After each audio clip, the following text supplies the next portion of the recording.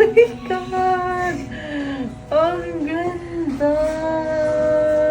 Nagpa-appointment nga tayo dito sa Quezon City branch ng Lash and Brows. Kasama ko ang aking best friend dahil pareho kami magpapa-semi-permanent eyebrows tattoo. At syempre kasama rin si Daddy O na lagi nakasupport sa mga kaartihan ko. After lagyan ng naming cream brows mapping naman para makita yung ideal shape na kilay mo na bagay sa mukha mo. Unang mapping pa lang nagustuhan ko na kaya sinimulan na ang microblading. Ito yung mga tipo ng services na hindi dapat tinitipid at chinecheck mabuti kung magaganda ba ang reviews at feedbacks.